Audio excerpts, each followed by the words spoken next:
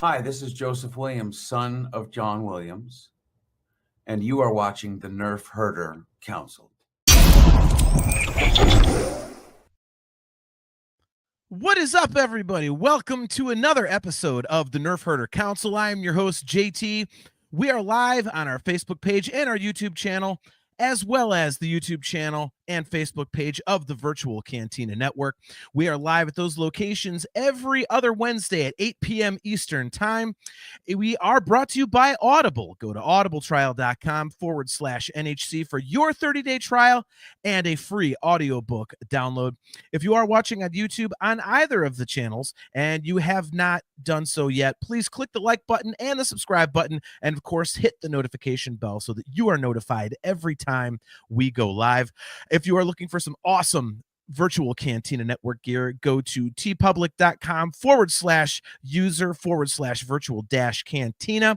And if you are looking for some kick-ass customizable Nerf Herder Council gear, just go to shop.nerfherdercouncil.com. Quick reminder, guys, that the Virtual Cantina Network is a proud sponsor of Rebel Scum Con, so make sure you guys go get tickets to that. It is going to be an awesome event, again, sponsored by the Virtual Cantina Network.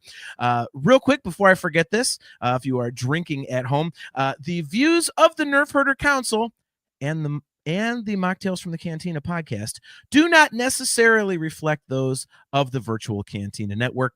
And there may be some bad language on this show. So if you're not into that kind of shit, you might want to turn it off. So without further ado, AJ is not here tonight. He has made the grave mistake of leaving me in charge, which is probably never a good thing.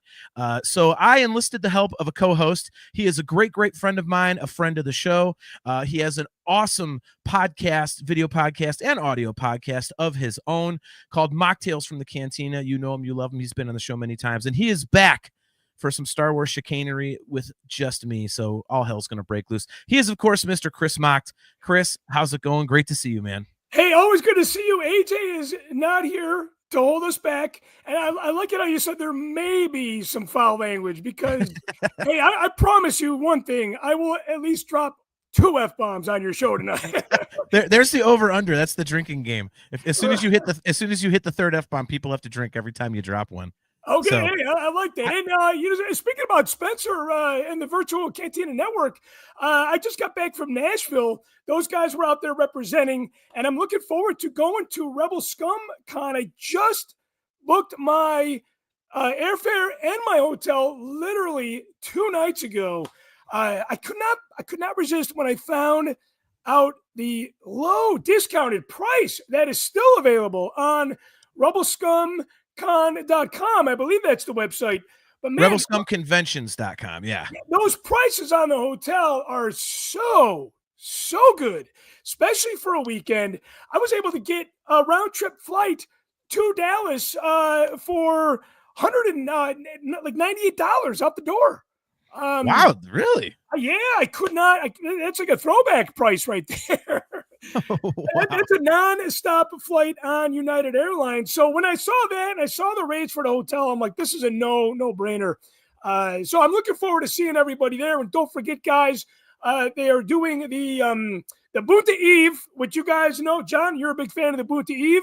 Yep. Lots of tomfoolery with the karaoke, a lot of celebrities there. Those tickets are also available right now. And I'm sure that is going to sell out as well. So make sure you guys get your tickets on that. Yep. That is actually on Friday, August 8th. From 8 to midnight. It's got live band karaoke, full bar and food menu, keeps going after midnight. It's going to be at the Revel Patio Grill at 9305 Preston Road in Frisco. Rebel Scum Con itself, of course, is in Frisco, Texas. And that is going to be August 8th through the 10th at the Frisco Convention Center. And again, the Virtual Cantina Network is a proud sponsor of that. So make sure you check it out. I do have to, real quick off topic for you. I just want you to know, since you are a Tampa Bay Rays fan, it is currently the bottom of the 3rd inning, and my beloved Cleveland Guardians are playing the evil empire, the Yankees, and we are currently leading 3-0. So doing you a solid over there in the the AL East. So there you Yeah, go. I appreciate that, man. You know, it's funny. I've been so busy this year that I've been a little bit behind with the ball game, but I was informed and I soon catch up rather quickly. The Rays were like at the bottom, and then they're shooting up to I think they're still at the number 2 spot. So thank you for doing us that favor. I do want to comment on the convention scene real quick. I know You everybody know it, Nick. for Star Wars Celebration, Mm-hmm. not until 2027, unfortunately. But Yeah. conventions like Rebel Scum Con, also ICC Con in Nashville that I just attended, I cannot express to you guys enough, as much of a Celebration veteran that I am. These conventions that I just mentioned are for fans, by fans, and it is such a different experience, because if you are into meeting the actors and you're into not being overcharged for autograph fees, these conventions are where it's at. The lineup, especially at Rebel Scum Con, is not only super big, but there are some deep cut actors on this that you're not going to see at Star Wars Celebration. So, as a longtime convention goer such as myself, I like to take the time machine back to when the convention scene was not a big money maker and kind of a chop shop, like, okay, photo, autograph, okay, next kind of thing. You don't get that at Rebel Scum Con, and you don't get that at ICC Con in Nashville either. So I just had to give my sincere and genuine thought on the convention scene that's happening aside from Star Wars Celebration, that we have to wait for until 2027. Thank God. I need to save money, man. I've been hemorrhaging cash lately, so I'm glad it's not coming up anytime soon, because I know I'm off 2 full weeks of work of that, dude. That they could not have planned that any better, because I take off the Wednesday, Thursday, Friday, the week of the Masters, and I just sit in my man cave and watch golf. My wife knows I buy a Lego set, I build a Lego set, and I watch golf for 5 straight days. Have you been to the Masters live? No. Have you been to that golf course? No, I've been in the ticket lottery for over a decade now, and I have not won. But I may have a hookup, because it turns out the owner of the company I work for goes with his son, who's one of our salespeople, and they get in. And so I may pull some strings to get out there with a buddy of mine. So we'll see. But yeah, so in 2027, the Masters happens the week after Celebration. So what I usually do is, for Celebration, because it's a Thursday through Sunday, AJ and I will fly in on Tuesday, and then we kind of like get our bearings and do just our own thing on Tuesday. Then Wednesday, obviously, the hardcores start rolling in, and we start partying on Wednesday night with all our fellow Star Wars nerds. And then we do the convention Thursday through Sunday. Monday's our travel day, and then we take Tuesday off just to kind of acclimate back into a world where we're not living in Star Wars. We have to, get the sadness out. I'm sure you're very familiar with that feeling. Oh yeah, all too much. And then back to work on Wednesday. Well, that Wednesday is the Masters. So I'll basically be like, I'm just going to take 2 straight weeks off. I already told my boss, I'm like, look, in 2027, I'm off for 2 weeks. He's like, I don't doubt it. Like, that's fine. Like, now, okay, so the Masters, if I'm not mistaken, that's on the East Coast, right? Is that in Augusta, Georgia? It's in Augusta, Georgia, right? Because I have a really good friend of mine. He actually got a chance to go to the practice. He won the lottery on that. His dad won the lottery on that. So he was out there. And, I'm a big ball guy. I love baseball. I love the ballparks. I was told, like, going to the Masters golf course, even when that is not happening, is like the equivalent of, and love him or hate him, the equivalent of going to where the Packers play, right? Lambeau, or where the Red Sox play. It's like just this holy, or Wrigley, for example, it's this historical, church-like experience going to these places. So hopefully you will get a ticket for 2027, but that's going to find you going from the West Coast all the way to almost the East Coast. That's fine with me. See, I'll know by the end of July if I have tickets. So I will have a year and a half or more to plan. Yeah, so which if is I'm good, doing right? that, I'll send my wife home on her plane on Monday, and then I well, my plane will head to Georgia. I'll take a separate flight. If that happens, dude, that's gonna be like, I mean, I don't know how a trip could get any better for me. I'm gonna go to Celebration to celebrate the 50th anniversary of Star Wars, and then go to Augusta National to see the golf course and be at the Masters live. Like that basically for me is like, well, all right, I can die happy. Sweet. Well, I got faith in you getting those tickets, and you know what? It reminds me the one time I flew out from Chicago to LA to see the official. It was hosted by Sam Jackson, but Sam Jackson himself was not there. Everybody else was there except him. I went out to the red carpet of Revenge of the Sith.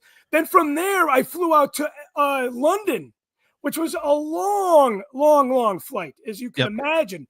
Went out for the red carpet event out there for Revenge of the Sith, met George Lucas, shook his hand, got his autograph, came back home, and then a week later, I went to Tunisia. Hard to believe that all happened 20 years ago, but I can relate to that fun trip from coast to coast. I mean, it doesn't really get any better than that, you know? No, totally.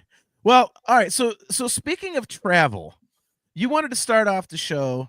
You know, I've got a Star Wars topic to start with after this, but you know, we'll get rolling here. But you had wanted to talk about a recent trip you made, as recent as, what was it, last week, I believe. You went down to Galaxy's Edge for your 50th birthday, correct?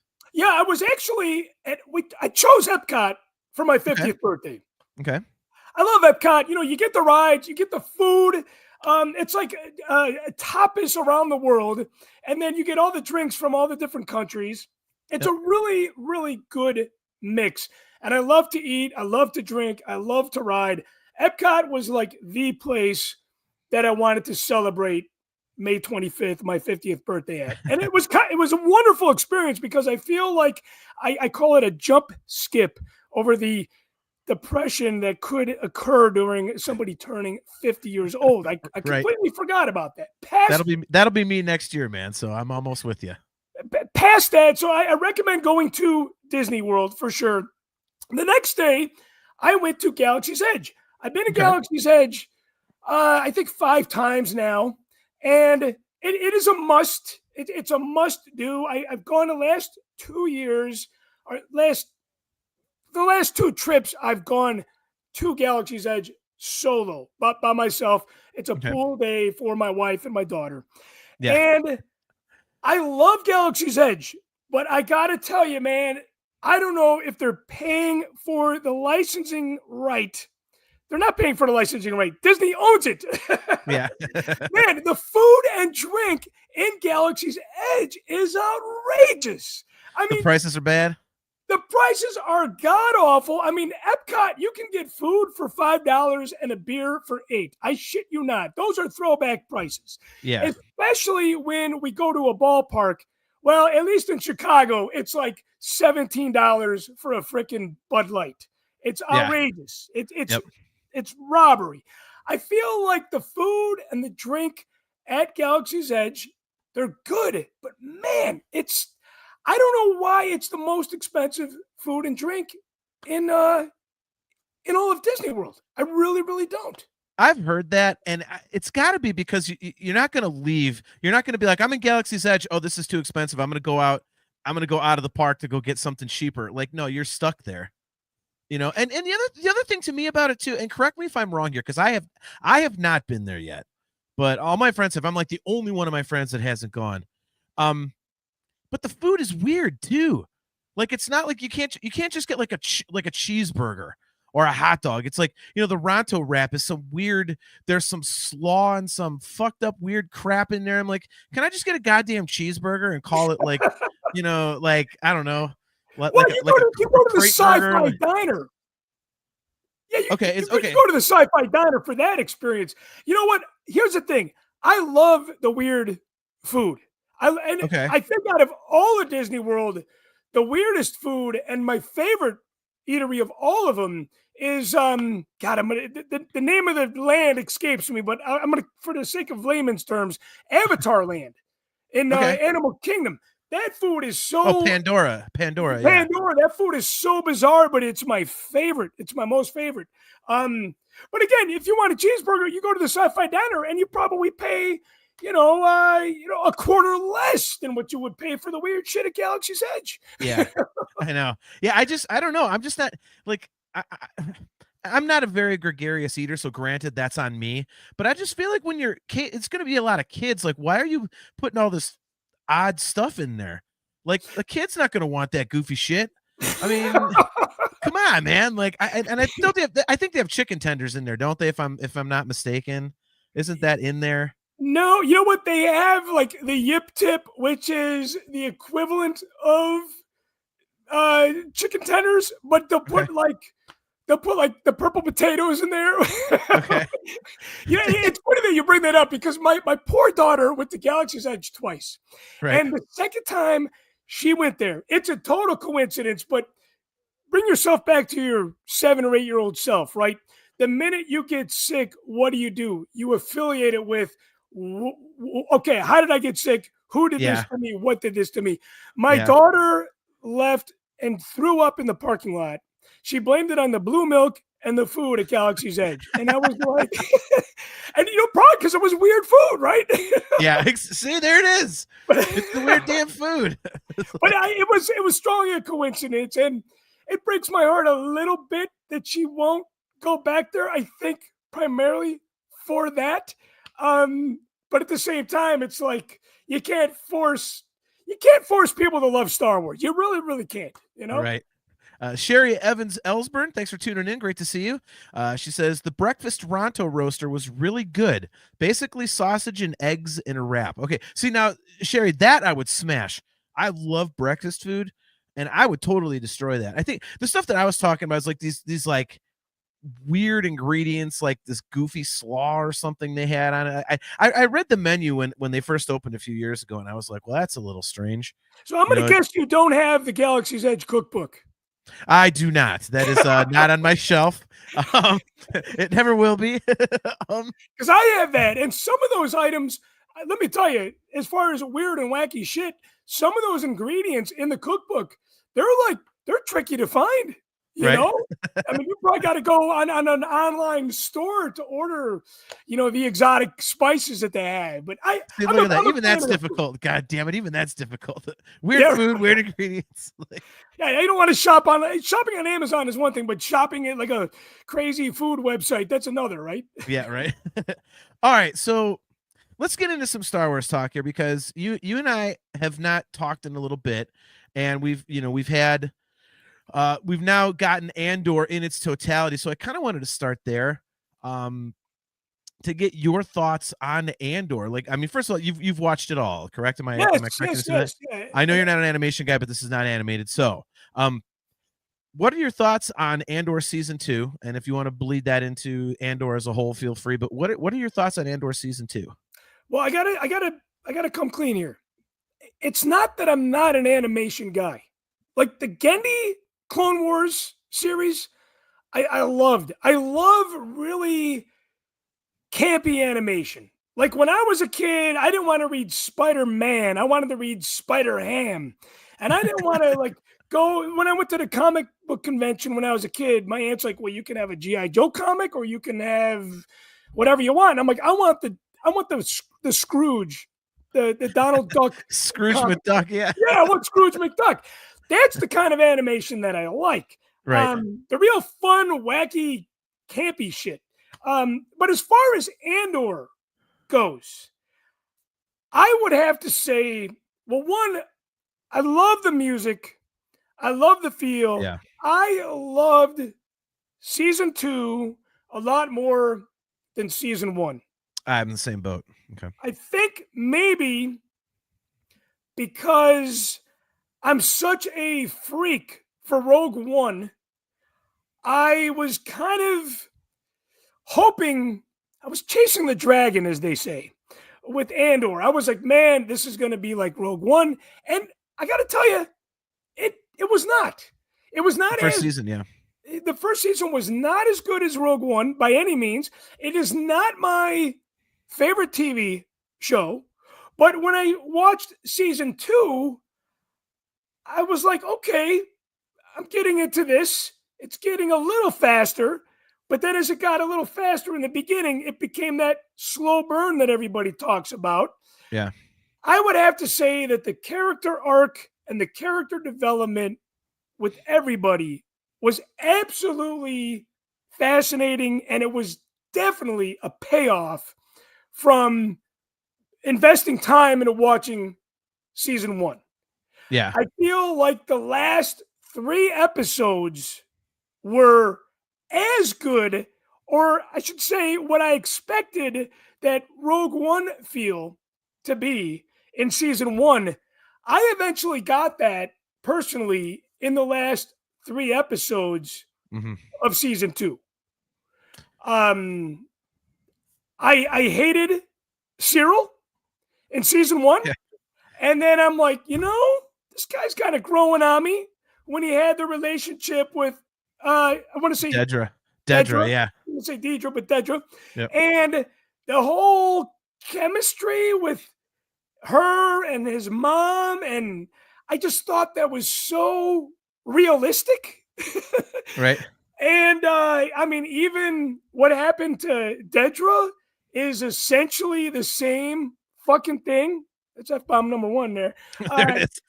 For me, you got one. So one more and you got a drink. Exactly.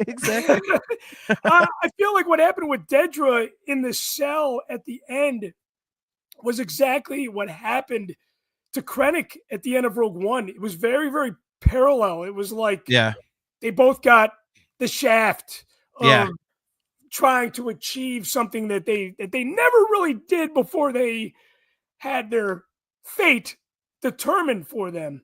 Yeah. So I would have to say, man, season 2 was like, it kind of renewed my love of the Andor series as a whole. And I got to tell you, man, Diego Luna, I really, even though I didn't really get captivated by season 1, I feel like Diego Luna is just such a great actor. Mm-hmm. And he delivered, and I felt like that connection to Rogue One I still was in line with his character, so to speak, Yeah. No, I completely agree, man. Like, and I kind of had the same thought. Like, the AJ just thought that he was one of those fans that thought that season 1 was just the most godlike thing they'd ever done, and it was perfect, and it was this, it was that. And I was like, I was kind of expecting more, and then when season 2 started, I was starting to get pissed off because they had that damn, he steals a TIE fighter. I'm like, okay. And then he crash lands on that planet, and it's just those dickheads like taking pot shots at each other, and then they play rock, paper, scissors. I'm like, what the F is this? We're wasting a whole episode on this crap? What the hell? Yeah, so, I felt like, it was kind of like, okay, where is this going? And it kind of ended up going nowhere. All those characters that were part of that whole TIE fighter thing on Yavin, like nobody became anybody special. Yeah, exactly. Yeah, AJ says he says, oh well, but see, it's set up like it showed that they were on Yavin. I'm like, you needed to do a whole episode just to show the Mastasai Temple, for fuck's sake. Like seriously, like you could have shown it at any other time. Like, you don't have to have this stupid like waste of like, you've only got 12 episodes. It's already a short show. Why are you wasting time? So yeah, but I'm completely with you. Like, to me, like the last 6 episodes, I hesitate to use the term redeem, but it was almost like, I think once I saw those episodes, first of all, it made me love the second season, but it also made me appreciate the whole show in its entirety. So I think those last 6 episodes definitely were the, awesome television, and especially the last few, they were just unbelievable. All the stuff escaping the Senate, and Luthen Rail killing that guy like on the bench. That to me started to get like you said, started to get Rogue One-ish, and I guess that's kind of an obvious thing for us to say because that's when you're getting real close to the actual movie of Rogue One. Sure. But I thought it worked really good, and again, it made me appreciate the show. I mean, like I said, I'm with you. I was not into the first season. AJ, we ranked the Disney Plus shows, and he he just loved it. He thought it was great. And to me, I'm like, no, like I'll still take Kenobi as my number one. Like that's my favorite Disney show. Like Star Wars show. I gotta say, Kenobi is definitely my favorite Disney show, and there's something that's very pure and genuine and just so feely about the Mandalorian. Yes, I completely agree with that too. Yeah, and I mean, I think all the stuff is good. Yeah, Don't get me. I mean, Ahsoka's way down there for me because I'm not a Rebels fan, and so to me, that's live action Rebels, and I'm just like, oh god. So you know what? I got to tell you, you were not a fan of the Purgles. Oh god, I fucking hate Purgles with a passion. I got to tell you, I man. hate him. I got to tell you, I did think about you at Universal Studios because one of the great things and one of the strange things about Star Tours is there were a lot of years where there was always a long wait for that amazing ride. And I feel like after they opened up Galaxy's Edge, thank God they didn't get rid of Star Tours. I feel like Star Tours is like a 5-minute wait now. And it's such a fun fucking ride. Yeah. I was able to get treated to the Purgles. I think if you saw those on Star Tours, I think you would have a new appreciation for those. No. They're god awful. It is the worst thing in Star Wars ever. I will die on that hill. I don't care. I don't care who argues with me. I will never back off of that stance. A whale going into hyperspace is the dumbest shit I have ever heard. And I just want to. I wish I could have been at that meeting. The production meeting. Dave Filoni's like, I got this idea. They're whales and they go into hyperspace, and I want to see what these morons sitting around. Oh yeah, that's a good idea, Dave. Yeah, that's awesome. Animal lover too. You're an animal guy. Yeah, but what if the whale takes a shit in like hyperspace? What happens then? Like the whale shit's gonna hold maneuver like ships or planets or moons or something. I mean, think about that. That's a real thing. That's a real goddamn thing. Yeah, I don't know. I'm like, what is this crap? They didn't think through the logistics of it all. You know what exactly, I mean? Exactly. I'm sorry. They missed out on it. I'm sorry. When that came up in Rebels, I seriously I think I injured my eye sockets from eye rolling so hard. I went, "Are you kidding me right now? Are you kidding me right now?" Speaking about dying on a hill. Okay. Now, I would say 90%. Okay. I was so furious about the recasting, and a lot of people. Yes, I was going to ask you about that.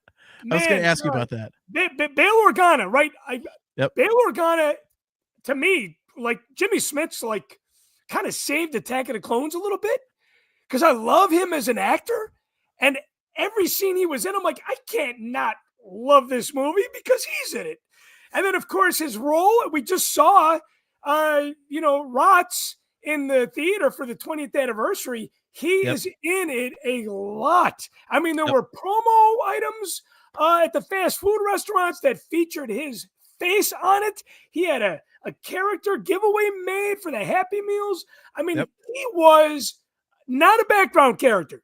He was more than that. And then, of course, when he showed up in Kenobi, I was like, man, this is fucking beautiful. Yeah. I got to tell you, I was not a fan of the recast, but I felt like it was episode 11 in Andor. I think it was episode 11 in Andor when they're actually they're in the Yavin base with the, with the targeting screen and all that shit. Yeah. Uh-huh. It made me forget for a minute because it was so good that they had recasted him. But then after that minute was up, I'm thinking, man, they missed a 10 out of 10 right here. Yeah, right. if it was Jimmy Smits in those 2 episodes of Andor, it would have just, to me anyway, I know a lot of people think I'm fucking nuts. People went on Cameo and they wanted Benjamin Bratt. They were looking for him on Cameo and they wanted to send his message to me on my 50th birthday. That's fantastic. I probably would have been flattered that, it was, and I probably would have laughed a little when he was like, from the new Bail Organa. Yeah, right. But I mean, Exactly. that was a big deal to me. And I want to say I will die on that hill, but I feel like episode 11 of Andor was so good that it made me forget, like I said, for a minute, that he was recasted. But it's still, man, it's such a great opportunity that they missed out on from being a perfect show. You know? Yeah, I see. I was never able to get out of it. I had to keep reminding myself, "Oh, that's Bail Organa." You never got out of it? Okay. Yeah, I was just like, because I'm so into Jimmy Smits, and I think what it was is, and I'm not pissed about it because I know it was a scheduling thing. It's not like a Jimmy Smits said "F you" type of thing. Yeah, so right. I'm okay with that if it's something they just can't do. But I think that Benjamin Bratt played the character with a little bit of anger to him that Jimmy Smits didn't have. Jimmy Smits had a patience to him as Bale, even when the shit was hitting the fan. And I think Benjamin Bratt was a little more aggressive, and I wasn't a big fan. I wasn't a big fan of that. But also, again, what are you gonna do? I mean, it's as close as you're gonna get. I'm fine with it. It'd be like, people that complain about Alden Ehrenreich in Solo. I thought it was fine. It was a little jarring, and it is a little bit of a bummer, but so our good friend Joseph Wren, good to see you, brother. He says, not a fan of the recast, but if they had CGI'd his face onto another actor, would you have been more upset? If a recast must happen, I'll take the recast and an actual actor over anything. It's a good question. It's a very, very good question. See, it's hard for me. I don't know how I can answer that. I would have to see the CGI face. I think so, right? It's like, because you'll either end up with Tarkin in Rogue One or you end up with Leia in Rogue One. Right. which one are you gonna get? Like, I hate to bag on it because I know it's like, it's probably low hanging fruit, but every time I watch Rogue One, like, I just love that movie like you do. But whenever she says hope, like, they just could not get her lips right. It looks like she's saying hope. Like, yeah, well, like, what is that? So, and kind of parallel with that, there was an actor called, his name is Wayne Pigham, and he was Tarkin at the end of Revenge of the Sith. Mm-hmm. Now, when we see Tarkin for that minute and 30 seconds at the most at Revenge of the Sith, it is believable. We're like, that's Tarkin. And of course, that's not a recast, because anything that has to do with the story before, years before, telling a prequel story, it's not a recast. Such as Solo. My complaint with Solo was never on the actor. It was never on that actor. It was like, how could this guy be, young Harrison Ford? I never had that complaint. But, that's a really good question. I would have to say that I would rather take the live action actor. I got a photo signed from the girl that was the stand-in for Leia. I'm looking at it across the way here from Rogue One. She looks like Leia. Why the fuck didn't they use her? I don't know. Yeah. I mean, they could have gotten away with that. Here's a bullshit thing, though. I think, you know what? Yeah, it's a scheduling thing. But you know what? Let's kind of plan in advance a little bit. Yeah. I think they had enough time to work around the schedule. That's on the production staff. That's on Tony Gilroy or whoever the fuck. I think they could have worked in a little bit more magic with the scheduling, but apparently that's not how the business works. So who am I to say, You're like, damn you, Gilroy. I wanted Jimmy Smits. Make it work. I will take a delayed show if I get Jimmy Smits. Yeah. I feel like that stopped it from making, that level of what Kenobi was. Because Kenobi, we saw Aunt Beru, we saw Uncle Owen, we saw Jimmy Smits, we saw Hayden Christensen. The fact that we saw all those people back, and you know what? If I didn't love Revenge of the Sith as much as I do, to me, it's Empire, Revenge of the Sith, and Rogue One. I got to say, Revenge of the Sith might be not my all-time favorite, but it's kind of the flavor of the month, especially if we're celebrating the 20th anniversary of it. So good. And then I saw, when I'm going to Disney, 2 weeks ago, or a week ago. I'm watching Empire Strikes Back on the plane, and I find my 50-year-old ass crying in a movie that I've seen a gazillion times. Yeah. But that's how good Empire Strikes Back is. You know what I mean? Dude, 100%. I mean, it's funny you mentioned those three because that's my top three as well. My favorite movie of all time is Revenge of the Sith. I've talked about that on the show because because of the emotional connection I have to it, because AJ and I saw it, the midnight movie when it came out in 2005, and it was really kind of the last Star Wars movie that we, at least out in my neck of the woods, that we got where there was cosplaying and lightsabers everywhere. It was like Celebration exploded all over the parking lot and into the movie theater, and Yeah. it was just amazing. And he and I were there, and we got our seats were right smack in the middle of the theater, and it was just so I've got this connection to it because AJ and I shared that with each other, and it was the first time we had seen the opening of a Star Wars movie since we saw Return of the Jedi in 1983 together. Yeah, I remember you saying that. Yeah, and so for me, it's my favorite movie of all time. And by the way, that movie, as great as it is, you have to see it on a big screen. Seeing it again on the big screen was just with the music going, and just the scene where the music going when he was like, "You are the chosen one." She was like, "I loved you." Like, oh my God, it's so good. But yeah, and so those three are in my top three as well. And I would say best Star Wars movie, I would go Empire, just a hair over Rogue One. But those three are definitely my top three, and you can order them however you want. But It's funny. I think when I watch those films, I always, like I would say Revenge of the Sith. We made mocktails trading cards to give away in Nashville. Yep. And on the back it says, what's your favorite movie? And I got like, it's got to be Revenge of the Sith. So I put that on there. Then I felt like a hypocrite because everybody knows that I've said Rogue One was my favorite film. Right. And then, I mean, for the longest time, Empire Strikes Back was my favorite film. So if I watch those films thinking about the other movies that I love, the other, like those three movies together, I'm like, man, they're very, very much on this. Like that's a damn good trilogy on its own right there, even though it's out of order. Yeah. Sherry, by the way, she says the opening sequence on the big screen was epic. Hell yeah, it was. Oh, with those drums. Yeah. Now, did you see that did you see that in 4D? No, I did not. Did you? Yes, we drove an hour. Oh, really? We drove an hour almost to the border of Wisconsin, and it was funny. My wife's like, "Isn't this a little far for a movie?" And I'm like, "Yeah, but this is 4D. There's only 2 4D theaters in Illinois. They're both about an hour away from here."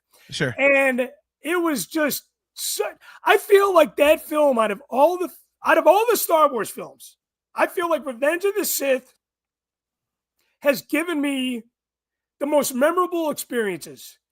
But whether it's the red carpet in LA or the red carpet in London or opening night with the family after I got back or the 4D experience that I had with my daughter and my wife, I feel like that film is still paying dividends as a fan, Yeah. And as much as I enjoyed seeing The Phantom Menace last year in the theater, I got to tell you, man, Revenge of the Sith, I saw that 4 times in 5 days.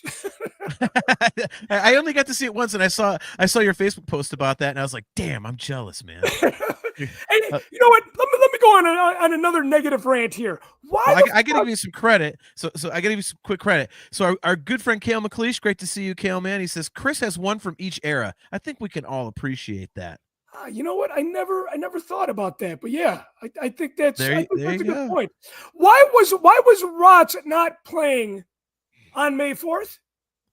It was playing a few days before. Yeah, missed opportunity. I don't know. I that still boggles my mind. And why are these when they put them back in theaters? Like, why are they out so short? It's like Friday through the following Tuesday or Wednesday or something. It's like a long weekend, right? That's it. Yeah, I mean, why not like 2-3 weeks or something? I mean, people will go see it. Yeah, and they do so well. I mean, yeah. Revenge of the Sith was like still making records at the box office on its 20th anniversary release. Yeah. I don't know. There's got to be a reason for it, but I don't know. I don't know. So Sherry, how did you do this? Sherry Evans Ellsburn says, I was lucky enough to see Rogue One on the big screen the weekend after the Andor finale. How the hell did you get to do that? Wow. Yeah, I would like to know. Interesting. Now, John, I don't know if you heard about this. This I think is legitimate news. They're re-releasing Rogue One for the anniversary, 10-year anniversary next year, and they are going to incorporate Andor somehow in this. My guess is that they're going to play probably episode 11 and 12 on the big screen right before Rogue One. Yeah. So we're going to bring you into that in a whole cinematic experience. That would be amazing. That's my guess, but it's been confirmed that they're going to incorporate it somehow. Oh, have you done that yet? Have you gone and watched those last 2 episodes and then immediately followed it with Rogue One? Because I did it with episode 12, and then I followed it with Rogue One. Yeah, it was cool. It's really cool. So it's a great way to experience it. Speaking about Rogue One in the beginning, I want to say Tivik was mentioned in Andor. I think he was mentioned in Andor, but we never saw him. You know, that's the guy that Cassian shoots in the dock. Yeah. I was expecting to see him at least in episode 12. I think we got reference to him though. They probably figured, well, this guy's only going to be around for about 90 seconds of screen time, so why waste some Andor time on him? Right. So they probably filmed him, and his scenes got cut because they had to fit in all the rock paper scissors bullshit in the first and second episode. Right. So right. that's what it was. Yeah, maybe. Hey, you know what? One more comment about Andor. I got to tell you, sure. The observation that I made way back, I think of episode 1, season 1. There is a lot of alcohol consumption in the Andor series. Yes. Yeah. A shit ton. More than all the other Star Wars projects combined. They were hanging with us at Celebration, apparently, when they were writing the show. I got to tell you, the best drinking scene of all the Star Wars moments in the franchise was when they're sitting around with my favorite character from Rogue One, Melshi. Yeah. Melshi, Cassian, and K2, they're playing cards. They're fucking around with K2. They're drinking. And then all of a sudden, they find themselves on a mission in the ship. Yeah, right? I mean, talk about a wild night. I just love just the concept of that. Is just well, so cool. That raises the question. Now, was Cassian, like, was he, like, drunk flying, you know, at the beginning of Rogue One? Was he, like, all hammered and stuff like that? Like, maybe he's all drunk, and when he shot Tivin, like, he gets back to the Rebel base, and they're like, I can't believe you killed Tivin. He's like, I did what? Like, he was just basically blackout drunk from playing cards with Melshi and K2. That's a good observation. We might be onto something there. That's actually why K2 was flying. That's why K2 was flying, because Cassie was too effed up. He was like, right. he was too juiced up to fly the shuttle. Yeah, it's like I don't know where they come up with these concepts of all the alcohol. Hey, I'm all for it. I'm all for it. Yeah, right. All right, so it was a lot of fun. It was a lot of fun for sure. Hey Sherry, you gotta post the name of that theater in Cincinnati, because I go to Cincinnati every now and again, because we live in the suburb of Cleveland, and if they're doing that stuff, I want to keep track of that theater, because if they're showing stuff I want to see, I'm going down there. So you need to let me know what theater that is. So question for you, and I guess it's for both of us. But Joseph Wren wants to know. He says, we've heard your favorite films, but are your favorites the films you've seen the most? My favorite Star Wars is Star Wars. So A New Hope, I would assume. He says, but I've watched Return of the Jedi more times than any other film. Which one have you watched most? Honestly, I have to say, I think Return of the Jedi might be my most rewatched one as well. Honestly, it's either that or Phantom Menace. Oddly enough. I feel like I've seen them all equally. No, I haven't, because obviously Empire Strikes Back, it's on my top 3. That's been around for such a long time before Revenge of the Sith, and obviously before Rogue One. But like I would say I've watched Return of the Jedi more than Rogue One, for sure. Right. I mean, even the original Star Wars more than Rogue One. No, I would have to say the films that I love the most on the top 3 we're talking, I have not seen those the most out of all the films, because I feel like I've seen the original Star Wars and Return of the Jedi more than I have, Rogue One and Revenge of the Sith, probably combined even, Right. Yeah, I don't know. There's just something about Jedi that, like, if I'm like, oh, I'm gonna pop in a Star Wars movie, there's something about it that I just always go back to. And oddly enough, Phantom Menace is another one. And I don't know why. Maybe it's because, I mean, and I'm not being facetious here, but like, I think if you talk about, in the original trilogy and the prequels, which movies were the most kiddie-ish, I think you would say Jedi, because you got, the Ewoks, and then the prequels you would say obviously Phantom Menace. For sure. So maybe that's it. Maybe it's me going back to just watching something simply and getting into that kid vibe, like, Yeah, I could see that. I could see that for sure. When I was on the plane round trip, right, I watched Empire on the way there. I watched Return of the Jedi on the way back. They did have the original Star Wars, but I got, if I could put those in order, for me, it's got to be Empire, Jedi, and A New Hope. And I know people hate putting things in order like that. Like, what's your favorite Star Wars film? Well, they're like children, right? I love them all the same. There is some truth to that, yes. But, let's say time is of the essence and you don't have time to watch all 3. I'm going to go Empire, Jedi, and A New Hope. Now, John, let me ask you a question. Okay. Let's play a little either or. Would you either or, would you rather, let's say that, would you rather go back and watch Andor season 1 or the Acolyte season? Andor season 1. So I would say the Acolyte for me. Oh, wait a minute. I was thinking Ahsoka. Ooh, that's tough. You know what? I'm gonna go with Acolyte, because that one is very different. I think it got the short shrift. Yeah, totally. I am still. That's an understatement. Oh, dude, I am still so pissed that got canceled. Yeah, that was on to something. That's what I thought too. I mean, it's like, Spencer Jow, it's great to see you. He says, I'm Andor season 1. Yeah, I do.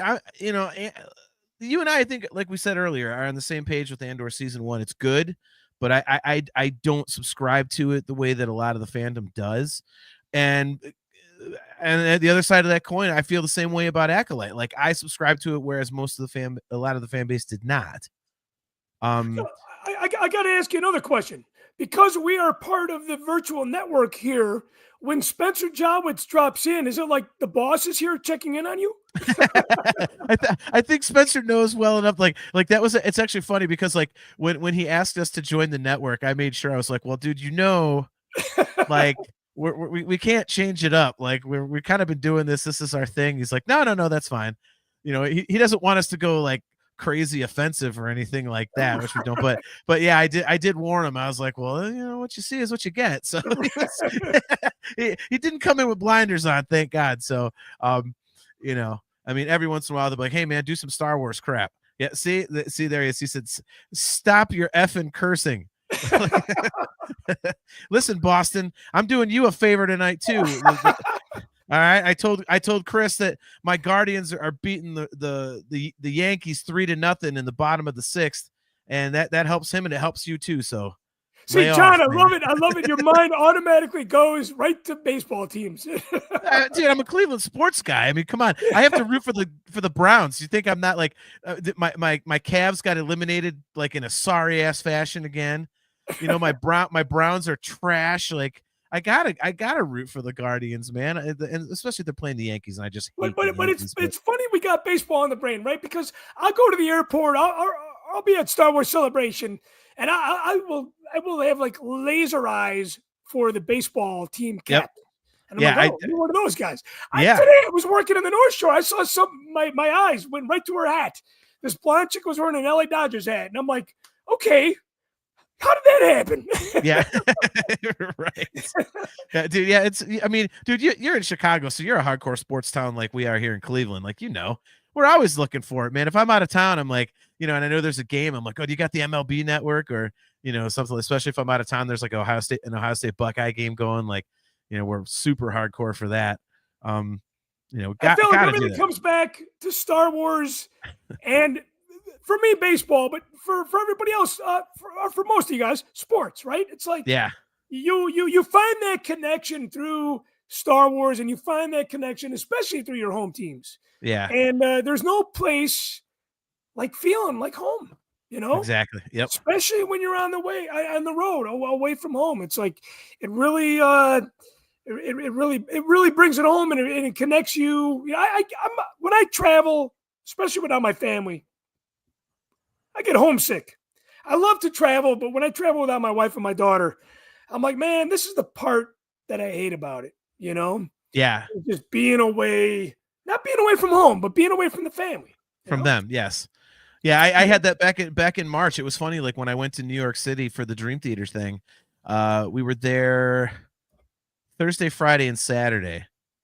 And, it was interesting because like we were kind of thinking like this is like the perfect amount of time because we got to do a whole ton of stuff we wanted to do.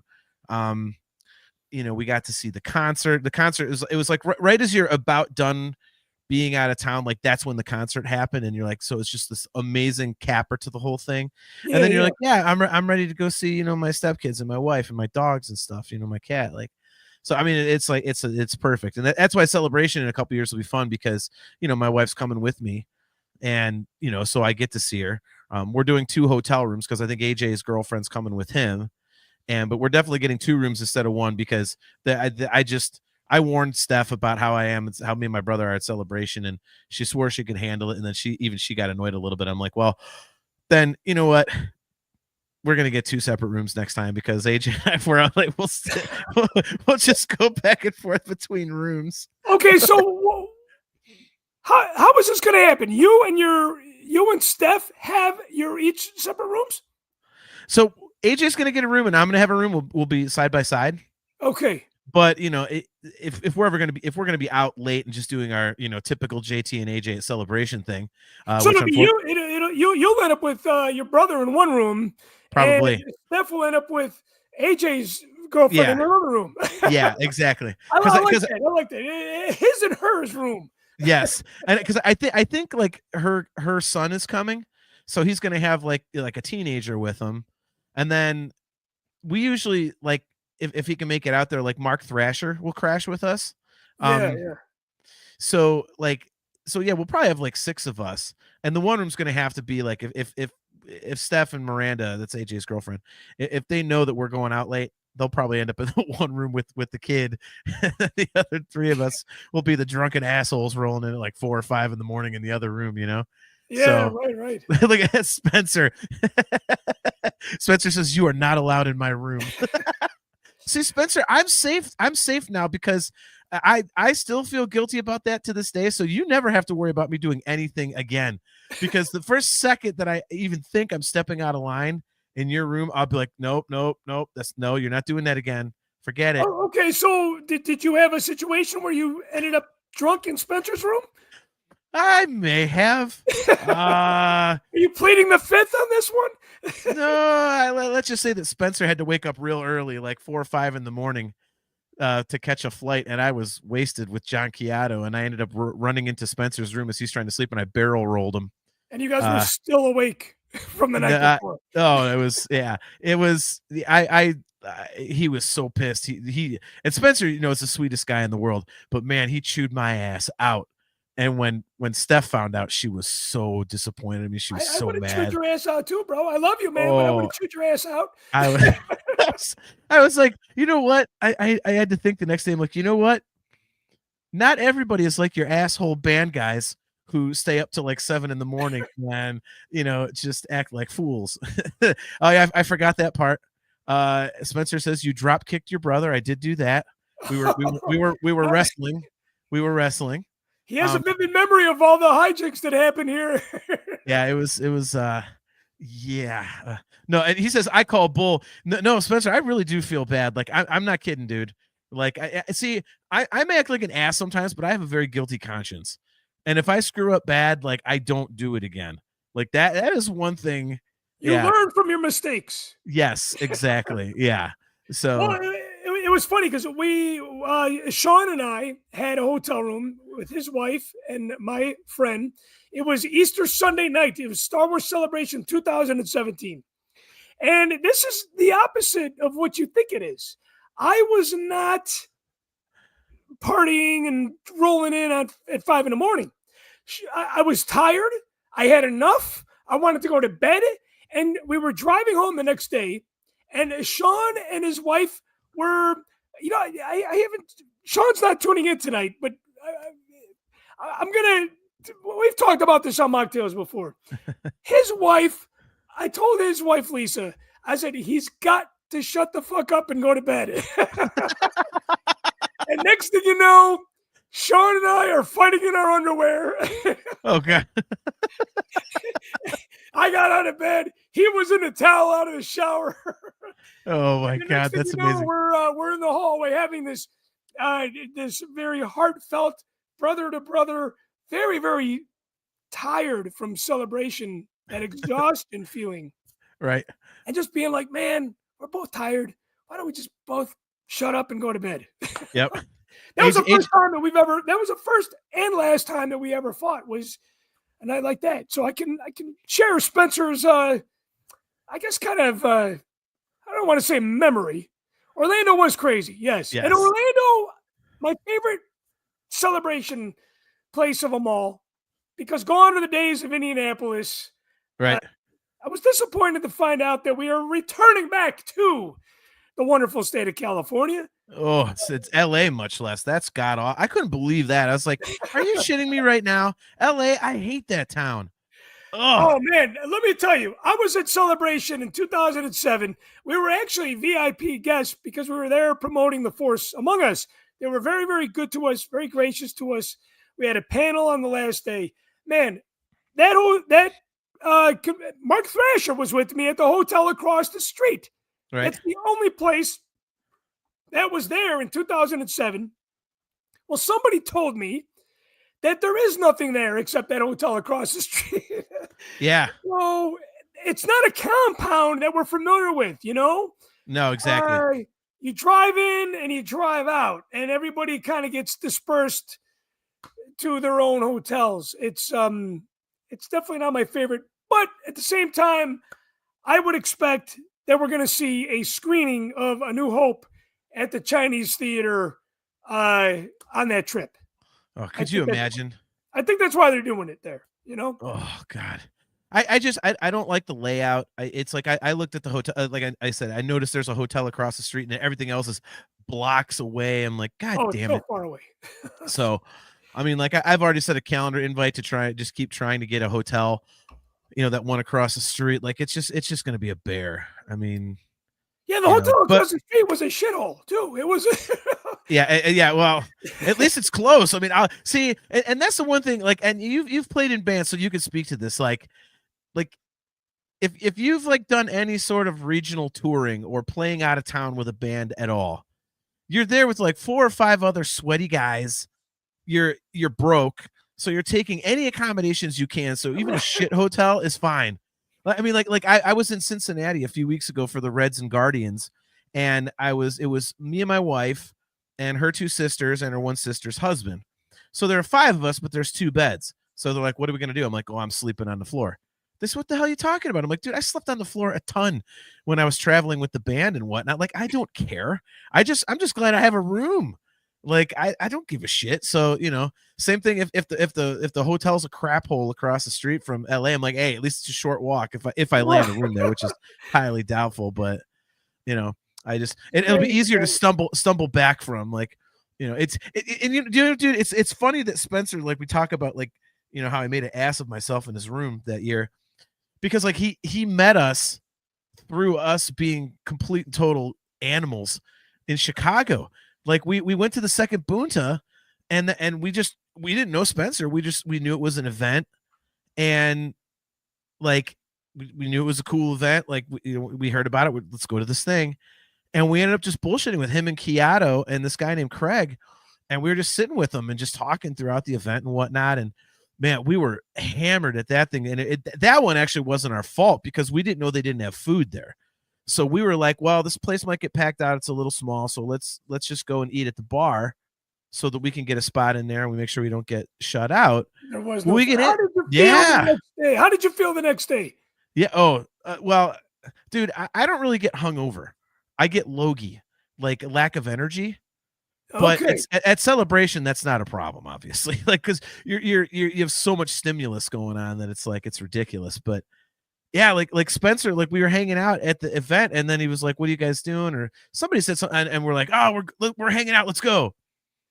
So we went and we took him out, and we ended up like let's go here. Like we heard there's a party or something, ran into somebody. We ended up in some hotel room at the top of a hotel near there. And it was like, okay, it's like an underwear party. So everybody stripped down to your gachis. So we're standing there in our freaking boxer shorts. Yeah. It was like after the Bunta. And we're standing there in like our boxers and shit. And everyone's like, oh, there's a bunch of booze. Like, oh, drink our shit. So we're drinking. We're not even there like 5-10 minutes. And we hear this guy comes barreling. He's like, the cops are coming. Somebody called the cops. We're like, oh shit. So we're like, put your pants on. So we put our pants on and bolted out of there. And then, yeah, so I mean that's how we met Spencer, of all things. Was he got dragged along willingly, and then he invites you on the network. Yes, exactly. So he knew what he was getting himself. Yeah, exactly, man. But one thing what I have learned is that, like, for example, I would know if you're like, hey, I'm done. I'm not gonna be like, oh, come on, let's keep going, or like get in your room and like do that stuff. Like Spencer, when he's done, shit like that. Right. Don't push it. I've just learned, like, dude, it's weird. Like alcohol for me is like an energy drink. Like, other people, it puts them to sleep. It is the opposite for me. And so if I'm drinking a bunch at Celebration, like I'm just up. Like, I mean, what I think I've told you. Yeah, exactly. Jeff Caffrey, good to see you. Jeff Caffrey after Bunta boxer party. That's what it was, man. It was crazy. But yeah, like one of my favorite Celebration stories was getting hammered with Ray Park. It was in Anaheim, and it was the Wednesday night, and we were down at the hotel bar, and I saw Ray Park sitting there, he's hanging with fans and doing shots. He was blasted, and I walked up and I was like, hey man, can I buy you a shot? He goes, fuck you. I was like, yeah, okay. and he said, I'm buying you a shot. So I was like, okay. Shit. So next thing you know, me and this guy are just doing whiskey shots with Ray Park and drinking beer, and oh, we got tore up, man. It was that night I was so drunk that AJ found me in the hallway outside of our hotel room when he came back up because we got separated. You know what? I've indulged at Celebrations, but you were telling me some party stories that I have never experienced. Well, dude, it's like, I mean, if Ray Park is buying you shots, you're not saying, oh no, Mr. Park, Mr. Mall, I don't think I will imbibe anymore. Yeah, like, no. Sure. Like, yeah, so we just kept going, and I was trying to use a credit card to get into the hotel room and not my hotel key. So I just slumped against the wall and like went to sleep. AJ had to wake me up, get me in the room, and then I was like, I didn't even hit the bed. I was like passed out face down on the floor between the beds. So I did that. You were not hungover that next day. No, but I'm also, as drunk as I ever am, I'm super militant about chugging a ton of water and eating like 3 leaves and whatever food I can. Yeah. So, but then the next day I went to Ray Park's panel, and he was like doing, he does all of his cool moves and stuff. And he literally said, he's like, man, these moves are a lot easier when you're not hungover. And I was like, that's me. That's my fault. I did that. You said that on stage? Oh yeah. He said, yeah, this is a lot easier when you're not hungover. That so I was like, yeah. Well, he was having a good time too. Yeah. Sherry Evans Ellsworth says, I didn't realize Chicago was that wild. Well, it depends on who you're hanging with, Sherry. Like AJ and I have a reputation, like, for me. yeah. AJ and I have a reputation of just like after hour shenanigans. Like I think it was that same Chicago one where we went down to the lobby of the hotel we brought our Star Wars Trivial Pursuit. We just sit down and start a game, and if people want to jump in, they jump in. And AJ had bought a bottle of rum, and he was mixing rum and cokes in his tumbler bottle, like he would do for a protein shake. And all of a sudden, like, hotel security's coming around busting people for having booze. And so we're like, God damn it. Because they want you to buy their booze. Exactly. So he saw them coming. So he ends up dumping the entire contents of this, like, it was like a good 2/3 of a bottle of like Kraken into his tumbler. And then he scoots of course we're drunk already. He scoots there's Thrasher. Thrasher knows this story because he was there. He slides this empty bottle of Kraken under the chair so he doesn't get in trouble. But that means the rest of the night he's basically just drinking rum, straight Kraken. He cashed a whole bottle that night, and we ended up we almost ended up. We could have got our asses kicked because, like, the first night we were there in the lobby, there was some dude that did a flash mob type thing, and he set up like a DJ station and just started doing at like maximum volume. And we're sitting down there going, "What the fuck is this? Like, this is obnoxious." And they were with this big giant muscle bound guy. And the night that AJ's ripping this Kraken, we're sitting there bullshitting, and I'm like, "Man, those fuckers with that stupid DJ system that other night." And I hear behind me, like, that was my friend. And I turn around, it's the muscle bound guy. I'm like, oh God. I mean, this guy was like straight out of Muscle and Fitness. I'm like, I'm dead. And he was like, you didn't like that, did you? And I was like, I was drunk enough to go. I was like, if I'm gonna get my ass kicked, I'm at least gonna be honest. I was like, no, I was not a fan. So we end up talking to this guy. Yeah. And we end up talking to this guy. He has, let's go to a party. We're like, okay. So next thing you know, we're going to this friggin' party, and we went to this one thing and had a drink at this place with some friends of his, and then he goes to the actual party, and it was in another hotel, and it was like that. It was the total club scene. It was like, I don't think there's anything Star Wars about it, but it was like, all the lasers, and again, the all that. Yeah. And AJ and I walked in, and we're like, yeah, the same for us. Immediately turned around, did a U-turn, and walked right back out. And then AJ decides he's going to try and slide down the escalator, like, the rail. And he gets on about 2/3 of the way down, and he made it about halfway, and then tumbled and took out like one of those stands. It was, yeah. I have not had that experience at Celebration, and I've been to them all. Thrasher, yes, we are talking Chicago. Thrasher was there, man. It's crazy. It was. Yeah, we get a little nutty. It's never irresponsible. Like, we don't break things or cause trouble or anything. It's just we definitely go all hours. And if you're looking for some insanity, we always manage to find it. Because hey, let's go to that. 2027. I know if I need to find a late night, I need to find you to get me there. Exactly. Just shoot me a text like, what are you doing? Like, here we are. Yeah, see Thrasher said it. Thrasher said, I've got videos.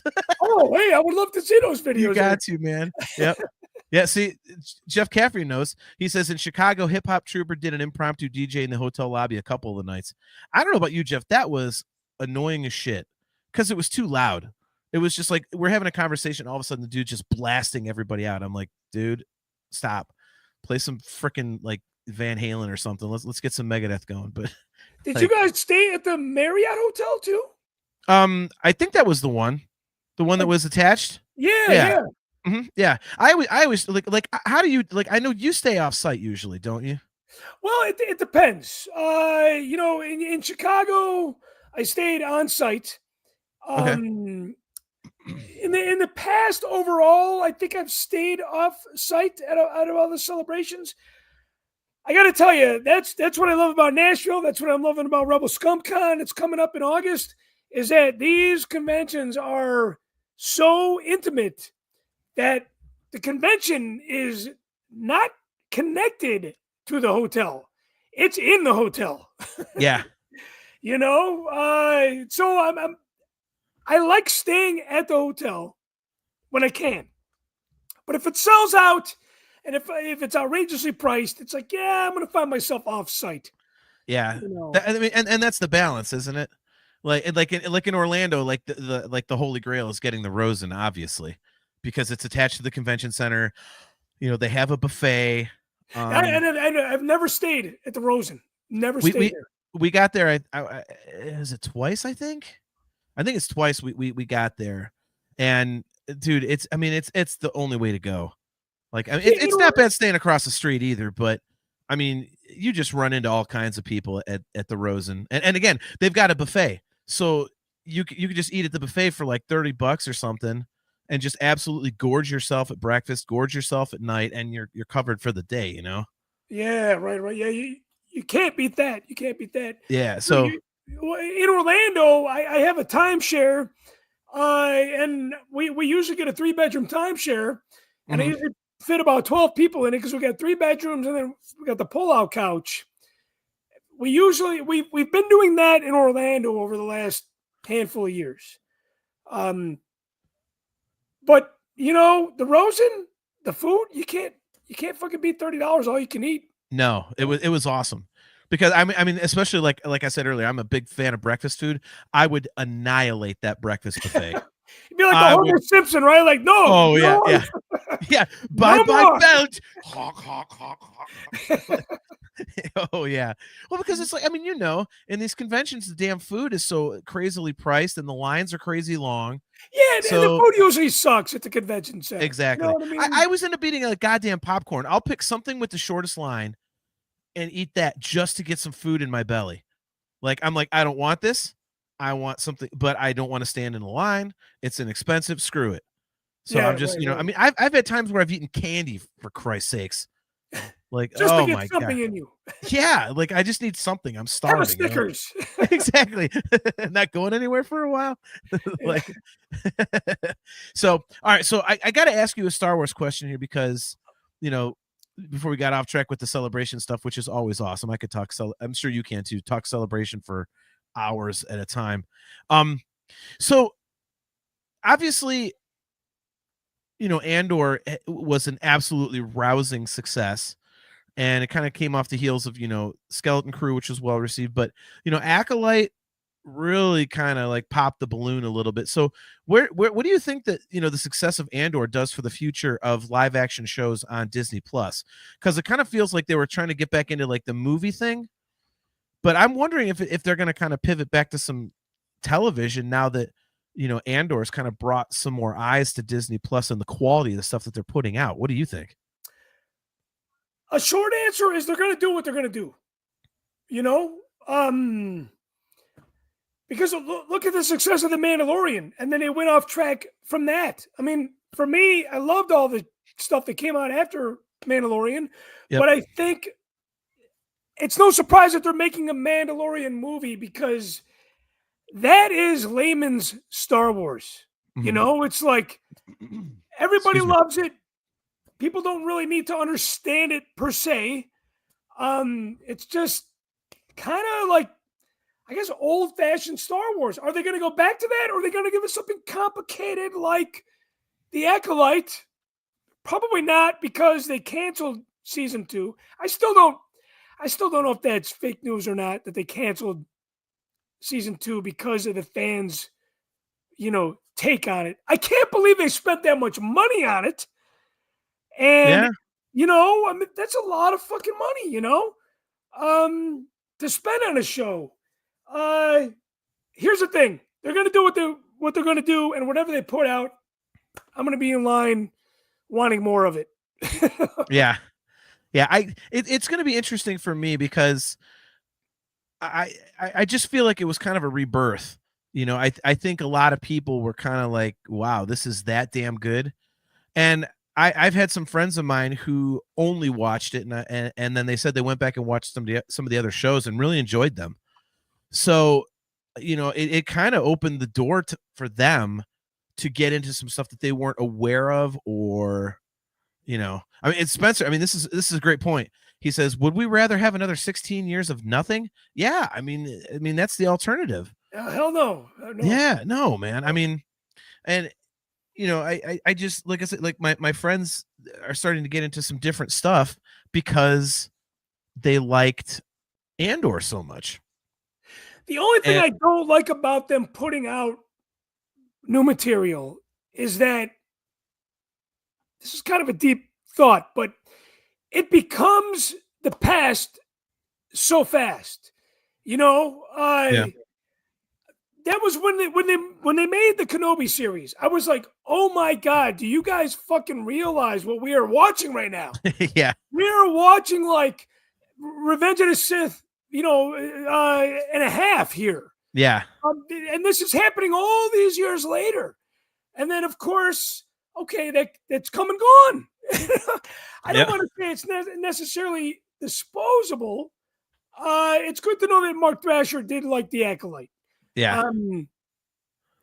I saw somebody in Nashville with an Acolyte shirt, and I'm like, I love that shirt. And she was like, thank you. First time, only time I saw an Acolyte shirt. Yeah. It's like, I love to celebrate all things Star Wars. I know that's blasphemous, but look, I was 2 years old on the day that the original Star Wars came out. So I feel like I can say that I celebrate all things Star Wars because I'm from that camp. Yeah. I'm from that OG camp. And Spencer's right. It's like, do you want 16 years of nothing? Absolutely not. I do miss the days of, the prequels were kind of special because it was like every, 99, 02, 05. It was like, have this movie, digest it. Here's another movie. You might want to go back and watch the one before, digest it. It was it was a slower process. I think now it's like, okay, new series, bang, bang, bang, bang, bang. Okay, on to the next. Yep. So hey, Kevin, there we go. Kevin Lau says Acolyte was canceled by Disney. They posted it. Spencer Jowitz, our good friend, says The Last Jedi changed the game. They will take chances. I agree with that, Spencer, but I don't know if they're going to do it on TV, which kind of bummed me out. Like that was what I was wondering. Like, are they going to go back to the TV well sooner than they anticipated now, because of the success of Andor? I mean, Nick Hall, he says, anyone else want a Darth Bane series of any kind? That's interesting because I wonder if they're going to go into that sort of thing. I don't know if they're going to do that, Nick. I really think that we're going to probably start getting like a dearth of post Skywalker saga stuff. Now, obviously we've got like the Starfighter movie and all that. Like, I just feel like there, and you've got the Daisy Ridley movie. If that, if that's, hopefully that happens. So and all this stuff seems to be focusing on this new post, Rise of Skywalker era. Yeah. Wars, yeah. So I think that's what they're going to focus on more so than going back in the past. But I do think, look at Kevin Lau, some pretty bad chances were taken with The Last Jedi. We on the Nerf Herder Council, we do not accept Last Jedi hate. There's no place for that here. But yeah, I really think they're going to focus on that period. Which, and personally, dude, where do you stand on this? So the Daisy Ridley movie, I have been very vocal about this. I think that's going to turn into a trilogy, and I think it's going to be episodes 10, 11, and 12. I don't see how you can have a Daisy Ridley movie where she's bringing back the Jedi and make it a single movie. I just don't see how you do that. Oh, the Jedi Order's back. Like, no. Yeah. Like, no. Yeah, I think that's a good point. My take on all these announcements, though, it's I'll believe it when I see it. But we're at that point, aren't we? Like, I think we were at that point like 5 years ago, or maybe even longer. At Celebration, they put like all these film projects on one big screen. I'm like, how the fuck are you going to pull that off? Yeah. I'm like, George just wanted, 9 movies, and he was only able to achieve 6 before he sold the franchise. Yeah. It is not an easy thing to do, and even the pros don't get it right, according to the fans. It's not an easy thing to do. But it's a lifelong journey. I mean, shit, if I live till I'm 90, which is 40 years from now, which I hope I live till I'm 90, quality of life permitting. Yes. Star Wars is going to be one of those things that's going to go on for such a long time, especially in the hands of Disney right now. With George Lucas, it was kind of a limited thing, right? It was like, hey, I'll kind of get to it. I'll get to it when I'm ready, kind of thing. And it took him a long time to do that. But again, man, as cutting edge and as life changing as ILM was, I feel like to put out more Star Wars movies for George, it was not an easy thing. And I give him the credit for that. It wasn't like, I know some of you people might think that Disney's just kind of chumming out some shit, where George was kind of handcrafting things. But both sides are not easy to do, and I'm just speaking from a filmmaker's hobbyist standpoint. Yeah. Well, I mean, you're not wrong. And I think, obviously George didn't have the resources that Disney has. So he was basically stuck to making movies. It wasn't like this big empire where I can make this show and that show and this show and that show. Like, he was stuck to movies or the Clone Wars, the animated stuff, just on a cost basis. You know what I mean? Yeah. Personally, I think that he sold at the perfect time because, we've read all those reports where he said, if he was going to do a sequel trilogy, it was going to delve more into like the midichlorians and stuff like that. And I'm like, oh God, like those were so poorly received in the Phantom Menace. Like, why would you do a whole trilogy about that? Like, to me, that idea almost sounds tone deaf.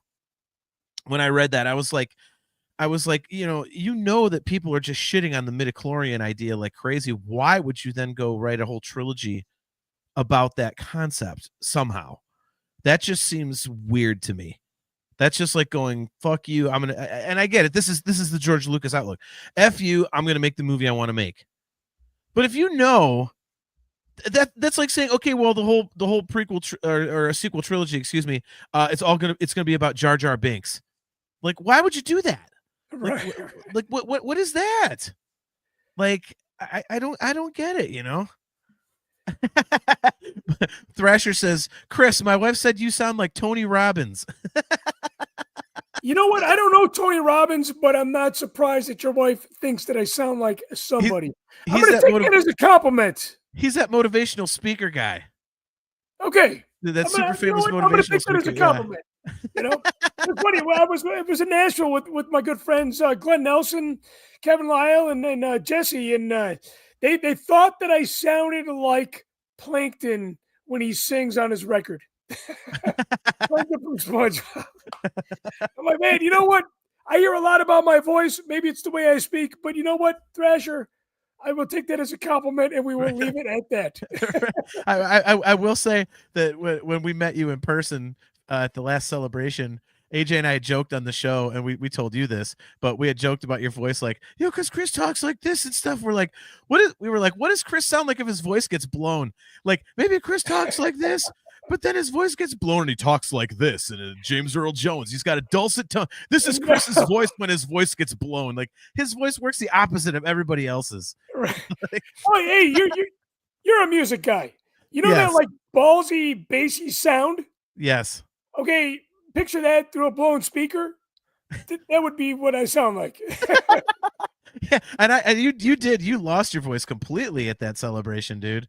I think it was like Friday or Saturday night, like we were hanging out with you at that brewery, and you were like, I got to get back to the hotel. I can't talk, and I got to do a show. I cannot believe I did a live fucking show.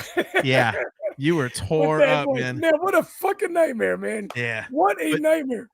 But yeah, so I mean, like, like I will say, and something that, that Sherry put up here, she had said that, I'm trying to find it right here, but she had basically said, like, without Kathleen Kennedy, we wouldn't have all this stuff. And yeah, I completely agree. And I've said on the show many times that I really believe that, like, I don't mind if they put out something that I don't like, because it could lead to something that I do like.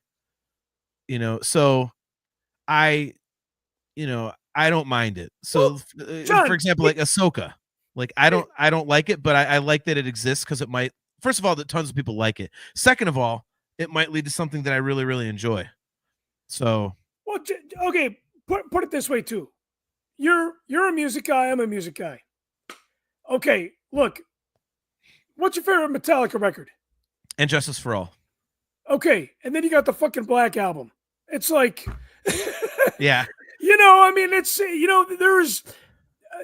there's a catalog that a band has over their career. So some of it is cutting edge and legendary, and some of it's like, okay, at least we got a new album. Yeah. You can kind of compare that to some of the Star Wars stuff that we've gotten. But at the same time, it's like, again, I've enjoyed everything that we've gotten. And I know that's blasphemous. Okay. Spencer ripping me about the Purgles. Yeah. So a quarter inch. Explain that, John. I'm assuming that he's making a phallic reference. That's my assumption. But I'll let him confirm or deny in the chat. See, he doesn't want us to get vulgar, but then he does that. So there you go. I was thinking like a quarter inch, like the back of his hand, like. No, that's if I'm ever in his room drinking again. So, but I tell you, until you've seen the Purgles on Star Tours, they might change your mind, man. It might change. I just might get accused of assault at Celebration at some point, because if I see somebody like cosplaying as a Purgle, I just want to slap him. Like, what are you doing? You want to get a quarter inch? Yeah, exactly. Take this quarter inch slap. Yeah, right. Yeah. A full slap. That's a quarter slap. Exactly. Yep. See, there's Jeff Caffrey. He's right. Spencer is the instigator and the facilitator. Yes, that is very, very accurate. That is very, very accurate. We shall double our efforts. Yeah. Right. Yeah. No. I really think that they're going to be focusing on some of this future stuff, which I think is good. I don't know that I'm a big fan of the whole idea of just, Mandalorian going away with the Mandalorian and Grogu. I think it's a weird spot to do it, because, they basically had an ending. So what are you doing in the movie? Like, what's that going to be? If they left it open-ended and then the movie was the end of everything, that would have been really cool. But that's not what they did. So I'm interested. I'm interested to see what they do there. I'm bummed out that they are not doing more of it, because Mando is just awesome. I loved all the seasons. That's gonna be good. Starfighter's gonna be cool. I know. What's interesting to me about that one is a lot of people were kind of like, yeah, Ryan Gosling is in that, like, the Notebook guy, like all that kind of stuff. And I'm like, you know what? I have loved their casting for the last several years. I mean, they've gotten, these big name actors, which is kind of an obvious thing to do, but they've never once had one that's so big where I'm like, oh, like that's, Joe Schmo. That's not the Star Wars character. Like, I think they do such a good job in their characters that I get lost in the character itself. So I think Ryan Gosling's going to be great. I'm excited for it. I mean, it's another A-list actor that's going to bring gravitas to this new character that, and this new movie. Like, I'm excited for it. I mean, what did you think when they announced Ryan Gosling? Personally, because my daughter loves the Barbie film, I was like, hey, she might like this. Right. No, it was funny. I was watching the live feed it wasn't a live feed. It was a YouTube feed, right? From Celebration Japan. And my wife's like, what the hell is he doing at Star Wars Celebration? I'm like, I guess he's in a new Star Wars project. Yeah. I found out about it that way, and I thought that was kind of cool, because I had a little bit of FOMO not going to Japan, but I felt like when I was watching the panels online, on my TV on YouTube, I felt like I was very much there. You know what I mean? So you did that too? You stayed up till all hours like I did? No, I watched it on the replay. Okay, no, I stayed up. I admit I stayed up. Oh, so you watched it live? I did watch a bunch of it live. Yeah. Oh, hey, I would have rather liked to do that, but you know, I went to bed, got up, put on YouTube in the morning, and yeah, it was. I was excited, and I was kind of like, well, I'll believe it when I see it. But then they're like, no, we are in production right now, and I'm like, okay, this is happening a lot sooner than I thought. You know. Well, but it's like to your point, these goddamn announcements that we got like 72 announcements, and like 3 of them happened. Right. And, you know, they need to earn back our. You know. Yeah, they need to earn back our trust. Right. It's like, because we don't buy it. It's like the boy who cried wolf. I mean, why would you release all those announcements? Like, why not feed a little here, feed a little there, you know, kind of keep it fresh along the way instead of setting us up for disappointment. Yeah. You know, but I was excited about that. But going back to your point about casting big names, you know, it's always been a little Star Warsian to do, right? Because we had Alec Guinness in the original trilogy. Then in the prequel trilogy, we had Liam Neeson and Sam Jackson, who were big actors at the time. I mean, they're still fucking big actors now. They're still very, very busy. So it's always been, and Star Wars has always made kind of unknown actors like Harrison Ford, Mark Hamill, Ewan McGregor, Natalie Portman. It's always made unknown actors household names too. So not only are we casting the giants, but we're also turning the no names into household names as well. Yeah. And it's kind of nice that we're still getting that in this era of Star Wars that we're in too, you know? Yeah.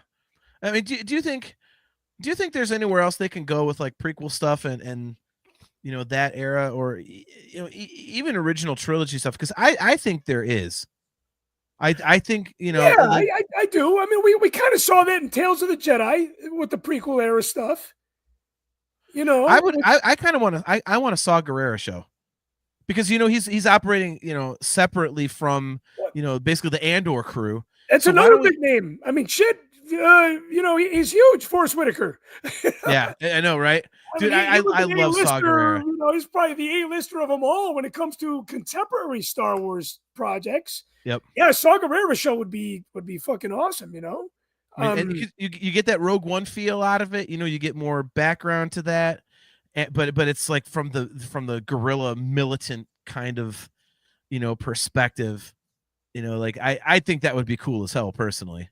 I think that would just be awesome. I feel like we got teased about his backstory in Rogue One. And to be honest with you, I felt like we were not getting enough of Saw Gerrera in Andor. And yeah, I agree. I don't know if that was a budget thing, but I believe that Forrest Whitaker is very much like Liam Neeson. It's like, hey, what's your budget? I'll fucking work. You know what I mean? Yeah, right. Like, hey, you tell me what you're going to pay me and I'll make it happen kind of thing. It's like a cameo video, like the more you pay, the longer you get. Right. Maybe, you know, and I mean, some actors just love to work. It's like, okay, I'm a A-lister. I know you're not going to pay me $1 gazillion, but hey, tell me what you got and I'll make it happen. You know? Yeah, exactly. I feel like we were missing a little bit of Saw Gerrera backstory in Andor season 2 for sure. I feel like we should have got a little bit more of that. Yeah, I mean, we got some of it in Clone Wars, but I just think there's so much more meat on that bone, to use like an obvious, you know, phrasing. But I think there's so much more to that story that can be told. You know what I mean? Like, yeah, and he's so important to the story that I think, you know, it warrants being told, and I think the popularity's there. I mean, if for no other reason than, like we said, like Andor. If you say, hey, if you liked Andor, check out this Saw Gerrera show we're doing, like, people will probably like be all over it. No, just due to how much they liked Andor. Here's a thought. What if they just did 3 episodes of Saw Gerrera? Like, is that too? Is it too much to invest and commit to 3 episodes versus a full series? Like, how about? I mean, we've seen, like, I don't know if you take a deep dive in the Pixar stuff, but there's like Forky asks a question. Yes. Yeah. Right. Wait, how about like some fucking 3 episode spinoff of Saw Gerrera, and then to keep it at that, so we're not investing in an entire 12 episode season. Like, how about short, simple, and to the point? Can that be done? I don't know. I think it would be better served to do like 5 or 6, like maybe like a Kenobi length thing. I think Yeah, sure. I just think there's wrong, right? no, it was 6 episodes, and I mean, if you binge all of Kenobi, it's like 5.5 hours, which I'll say it again, is that's the way to watch that show. It's, oh my God, if you ever have just like a Saturday or Sunday to just absolutely sit there and watch the whole thing in its entirety in one sitting, it's just glorious. But anyway, yeah, I mean, like kind of like a Book of Boba Fett type of situation, where it was kind of like that kind of like ancillary story. But obviously the Saw Gerrera story would have a little more weight to it, because it I don't know how much Boba Fett really tied in. I think that was a fan service show. I loved it, but I think it was more like a fan service type of a show. Sure. But yeah, I think for the Saw Gerrera thing, dude, you would have to do like 5 or 6 episodes, just because there's so much there's just so much there to talk about. Well, even 5 or 6 episodes, I mean, that's not like a huge commitment, as far as from a filmmaking standpoint. Tales of the Rebellion, yeah, I think that would be great. I mean, I think you could tie in all those stories. Hey, I got to tell you, man, Kevin Lyle watches your show. He's a friend of Machtails from the Cantina, but he does not tune in live. So you got something going for you, man. Awesome. Well, thank you, Kevin. I appreciate it. Thanks for checking out the show, man. He's probably just tuned in. Or is he watching because I'm here tonight? I don't know. Yeah, it's a double whammy for him. It's a double whammy. Yeah, he's going 2 birds with one stone. Yeah. Tom Favada has a good point here. Thanks for tuning in, Tom. Appreciate you, man. He says, I wish they could scale a budget for a made-for-TV movie. See, I'm with you, Tom. I think those would be great. I really think that's untapped territory on Disney Plus, and I think the obvious one is Solo 2. They absolutely have to do Solo 2. There's just too much cool shit to tell after the way the first one ended. There's too much cool shit. I feel like they left a lot of chicken on the bone, so to speak. Yes. With that one, By the way, Kevin Lyle says, I guess there's no bashing of the Book of Boba Fett here as well. If you want to, that's fine. I really like that. I'm like, really defensive of The Last Jedi and Kenobi and stuff. Like AJ and I are huge fans of The Last Jedi. So you can bash anything you want. We always joke about that. Like, no, don't say that. But there's obviously Purgle bashing on this show. Well, hell yeah, because Purgle sucks. Dude, Purgle, The World Between Worlds, and Carrie Poppins are just awful. Awful. The World Between Worlds, I was like, oh, please tell me you're not bringing time travel into this. I'm so glad they have avoided that, because I was terrified when they did it. I was like, if you bring time travel into effing Star Wars, I don't know how I'm going to react. That is just god awful. Like, why would you do that? It's just opening Pandora's box, and the box. I mean, when you bring in time travel to anything, it's yeah, in anything, it's a sticky situation. I will accept it at the end of Indiana Jones and the Dial of Destiny. I didn't think I would, but you know what? I was like, Indiana Jones, let's have him go out in the most Indiana Jones way possible. Why not time travel? And he wants to be a part of history. Yeah, I will accept it. Yeah, I thought that was a very, very crazy, cool concept of that film. I have to admit, when I was at the theater watching it, I was like, oh man, please tell me they're not going to travel through time. And then he did. I'm like, all right, I'll have to get on board. And I was like, you know what? This is about the most Indiana Jones thing that they could do. Like, yeah, I mean, it was probably like the last thing that they didn't do, Yeah, exactly right. After he survives the nuclear explosion in a refrigerator, it's not really much ground you haven't covered. So it's funny talking about things done well and things that are not done well. I was watching the deleted scenes of Return of the Jedi and even Empire Strikes Back on YouTube, right? Somebody I was doing that compiled the other day too. Yeah. somebody compiled these, and you know what? It's so funny, like watching the sandstorm moment Yes. from Return of the Jedi. When you're watching that, you're like, wow, this is kind of cool to see, but it's like it's kind of bad. It kind of sucks, right? And then you realize that the dialogue that they used during the sandstorm was what they used between the Falcon and the X-Wing. So Yeah. like the message was the story was done in a different way. Yeah. And like I said, even the pros don't get it right all the time. Yeah. But again, the story, there's this Moff Giorgiroid, right, from Return of the Jedi. Yeah. Like, a lot of his stuff got cut. Oh And yeah, when he's telling them to like blow up the planet, like, but we have all of our guys down there. yeah, right. Like, and he's like, and they're like, I don't care, blow them up. He's like, ah. Yeah, it's really dramatic, and I think it's good they left that out though, because like that kind of is like showing a guy in the Empire with humanity, and at that point they really hadn't done that per se, and I think it would have kind of taken you out of the moment.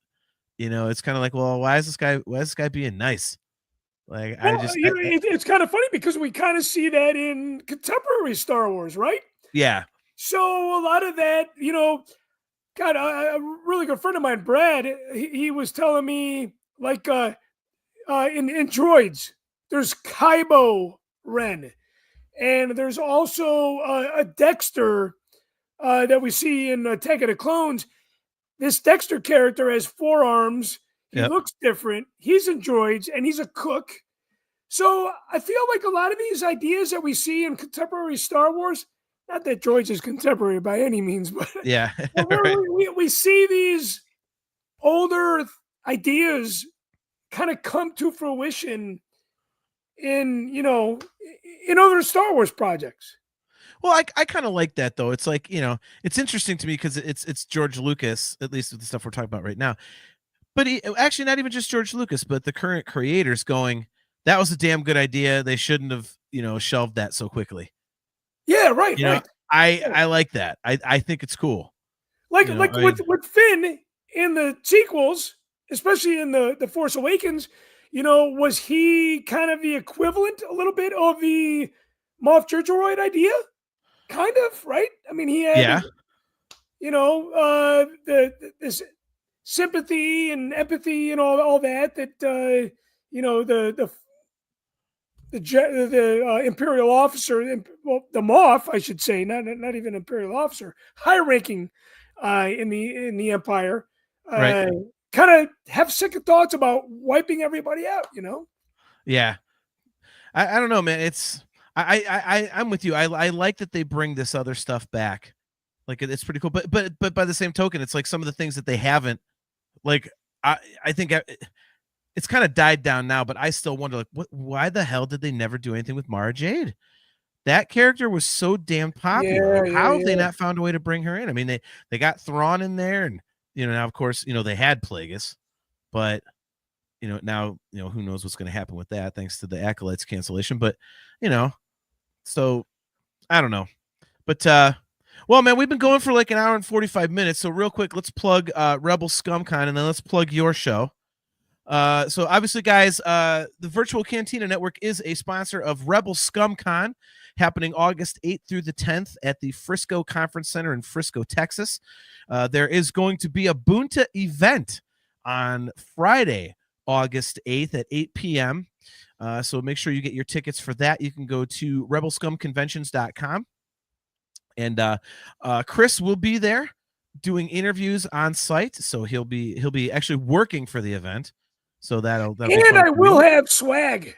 Machtails always has swag. You are the swag king, man. You definitely are the swag king. And Kevin Lyle, who chimed in tonight, he will have a booth there selling a lot of really, really beautiful shirts and patches. And he is also going to be doing all the panels with all these fucking deep cut actors. This, I feel like, And I love ICC in Nashville. Absolutely love that. I've gone 4 years in a row. I will always go to that. I will never miss one. I feel like Rebel Scum Con kind of is filling in a little bit of the void that ICC Con was not able to stuff with a shit ton of deep cut Star Wars actors this year. And to get both cons kind of in the same season, it's a hell of a blessing. And Yes. I'm so happy and so privileged and honored to be an attendee at these events. For sure, man. Well, speaking of beautiful shirts, I got to plug the Nerf Herder Council stuff. You can customize anything. There's a bunch of designs at shop.nerfherdercouncil.com. None better than our Chewbacca's family T-shirt, where we list. I like that one. Yes, of course. If you are a longtime listener to the show, you know that we figured out the names of all of Chewbacca's family, that being Chewy, Mala, Itchy, Lumpy, Rashy, Discharge, and Crappy. So that's the Wookiee family. That's oh my God, I should be laughing that hard at my own show, but Discharge and Crappy. Who are they? Yes. So we reviewed the holiday special, and we just got on, you know how we get off on these idiot tangents, AJ and I sometimes. And we're like, what the hell kind of name is Itchy? Like, there's Lumpy and Itchy. And they were like, well, what is like, and we started saying it sounded like a sexually transmitted disease. So that's how we come up with Rashy and Discharge. And then I forget where Crappy came from. But it was like, I could not stop laughing about Crappy the Wookiee. Like, so AJ made a shirt out of it. You know what? I would think that this would be your number one seller. Oh, dude, I'm telling you, I can 100% guarantee you that I will be wearing this shirt at Celebration in 2027, just for people to like, what the hell is that? Like, oh, it's the Nerf Herder Council. You got to check it out. It's the dumbest show you can imagine. But yeah, so if you go to shop.nerfherdercouncil.com, you can customize awesome shirts like this. But there are other shirts with and normal you get logos. 20% off. You get 20% off of the 20. Yeah. They've got a big sale going on right now. So go to TeePublic and grab some Nerf Herder Council swag. But yeah, Tom. The only thing I don't like about TeePublic I love it. The only thing I don't like about TeePublic, and you can relate to this, is that what are you getting? $2 a shirt? They're selling it for I see. And for me, I'm just like, I don't care. Like AJ's big on, like, it's funny because I'm the one that pays for StreamYard, which is now like exorbitant, but he's the one who wants the penny pinch. I'm like, what the hell do you care? I'm paying $100 a month for this crap. Like, yeah, I still can't believe you're paying $100 for stream. I'm paying like $50 for the year. I know. I'm figuring it out. Believe me, there's got to have to be a change. Man, I might have been grandfathered in. I don't know. You know. Right. But yeah, guys. So there's a whole bunch of really cool designs there with normal logos. AJ's done a really great job with those. He just has come up with some really creative stuff. So there's a Marvel logo on there. There's a sequel trilogy logo. There's the cinematic universe logo, stuff like that. There's all kinds of great stuff to customize. So check that out at shop.nerfherdercouncil.com. Chris, before we get out of here, why don't you plug Mocktails from the Cantina, your awesome show? Well, hey, I gotta say, man, it was an honor and a privilege to co-host the show tonight with you. We've been wanting to do this for a long time. It's a shame that AJ was not here. But if he was here, maybe I wouldn't be here. And I got to say, thank you for thinking of me. For those of you that love this show, the Nerf Herder Council, you'd love Mocktails almost just as equally, because I feel like John and I roll and smoke the same shit that we pass around the table here. Nice. You guys can get Mocktails for free if you go to the Facebook page. Hey, thank you, Tom. I appreciate that. I feel like I'm still celebrating, and I'm still trying to forget that I hit 50. But if you guys go to my Facebook page, Cris Macht, or the Facebook page of Mocktails from the Cantina, Spencer, thank you for having me, man. I appreciate it. I look forward to seeing you down in Dallas. You guys can get access to the Patreon content for free. for a limited time. We got people like John Drake that has been supporting the show for 4 years now. I'm not going to give you 4 years for free, but I'm going to give you a little taste. Head over to the Machtverse.com, just like my last name, which means force in German. Machtverse.com, and it'll lead you to all my film and Patreon content that you guys are going to get more than a bang for your buck. So again, I want to thank you, John, for letting me co-host tonight. It's been a blast. Anytime, man. Yeah, this was exactly what I was looking to do, man. I figured, as I said, as soon as we get rolling, the Star Wars talk will just go and go and go. So I love that we hit a whole bunch of topics, celebration no tonight. Exactly. See, and that's AJ was like, he didn't like my original idea that I sent to you. So I was like, God damn it. So then I told him, like, we're just going to talk about Star Wars and see where it goes. And he had no worries about that. He's like, yeah, you two windbags will have no problem making content. Here we are, 2 hours. It's funny because you've always busted my balls about mocktails. It's only an hour. I keep it an hour. And then when we hit that hour mark, I'm like, shit, we got to wrap it up. And here we are at the 2 hour mark. I'm like, this isn't my show. This is your show. we get long winded, but it's like, and AJ wants to always cut it to 90 minutes. And I like that too. But you know what? If it's rolling, you don't just want to stop if it's good. I mean, yeah, right. But then you got other podcast shows, video shows. Sometimes they're 3.5 hours long. I'm like, God bless you guys for tuning in tonight. I appreciate you all. Yes, it's like my 5.5 hour show I did at Christmas with my music show. That was pretty marathon. I don't think not pretty, man. It's a marathon. Yes, exactly. It's an marathon. Yep. Well, yeah, thanks again, man, for coming on. I really appreciate it. I will put you in the green room, and I will talk to you in a second here after I sign off. Awesome, man. Thank you guys for tuning in. Thank you guys for letting me rant on this show that I love so much. Yep. Love you, Chris. I'll talk to you in just a quick second.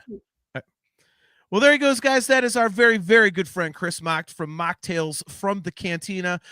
Don't forget to go to Machtverse.com for all of your Cris Macht content. There's a ton of great stuff on there. If you've not seen his documentaries, The Force Among Us, Force Within Us, a couple others, guys, check those out. They are fan-friggin-tastic. So, again, that is Machtverse, MACHTVERSE.com. So go check that out. And thank all you guys for tuning in, man. It was great to hang out with everybody. Saw some new faces in the chat. Much appreciated. Hopefully you guys had a good time. AJ will be back in 2 weeks. It will be Wednesday, June 18th at 8 p.m. Eastern time.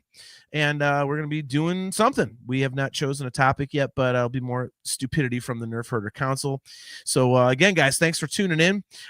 We are brought to you by Audible. As always, go to audibletrial.com/NHC for your 30-day trial and a free audiobook download.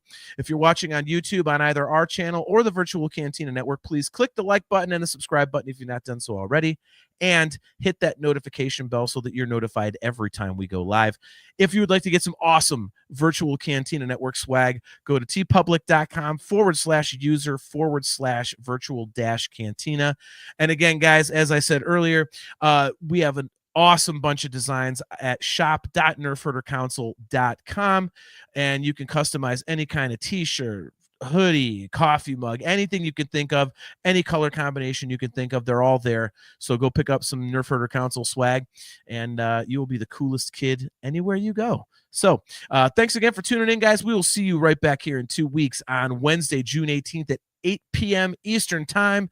Appreciate all of you guys. And yeah, till then, I am your host, JT, and we will catch you next time.